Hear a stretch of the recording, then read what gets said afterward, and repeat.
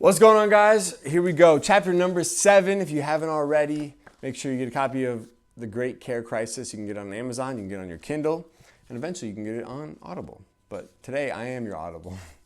So chapter number 7. Why didn't anyone tell me? Palm Grove Adult Day Center, 10:06 a.m. Sarah hadn't cried during the tour. She told herself she wouldn't. She told herself she couldn't. Not in front of her mom, not in front of the staff, not in the hallway, covered in hand-painted tiles signed by members like Miss Millie, age 91, and Cowboy Jack. But then her mom started dancing. It wasn't really dancing, more like swaying in place, holding on to the back of a chair while Tracy led a group sing-along to Rockin' Robin. But the way Carol's face lit up, like someone had flipped on a light inside of her. That was the moment.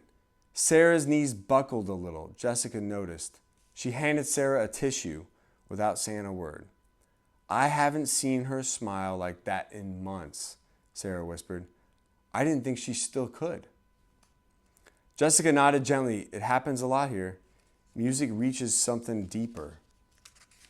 As the group transitioned into a round of balloon volleyball, Sarah followed Jessica back to her office. So Sarah asked, clearing her throat, "How much does this cost?" Jessica hesitated for just a second. This was always the tricky part. Our full day rate is $85, she said. That includes meals, activities, and care. We offer part day options too, and we'll never charge for the tour or a trial visit. Sarah blinked. Okay, so Medicare doesn't cover this? Jessica smiled, sad but practiced. Jessica smiled, sad but practiced. I wish. Unfortunately, Medicare doesn't recognize Adult Day as a reimbursable service. Medicaid does, but only for a limited number of people. VA as well for eligible veterans, but most of our families pay privately. Sarah stared at her. But this is healthcare. She's safer here than at home. This keeps her out of the hospital, out of a nursing home. Jessica nodded. That's what we've been saying for years.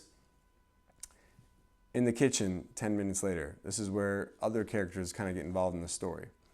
Tommy Reynolds shook Jessica's hand as she offered him a cup of coffee. Hey, thanks for letting me swing by, he said. After I saw what was going on with Ruth, I remembered this place from a training a while back. I wanted to see it again. Jessica motioned toward the dining room where members were finishing up a trivia game. That's the funny thing about Adult Day, she said. People forget we exist until they really need us. Tommy leaned against the counter. I just don't get it. I go into homes where families are barely hanging on.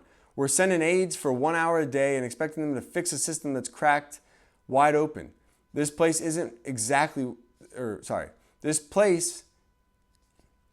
sending aides for 1 hour a day and expecting them to fix a system that's cracked wide open. This place is exactly what's been missing. Jessica nodded. But it's not just about services. It's about perception. Families think Adult Day is a sad or institutional...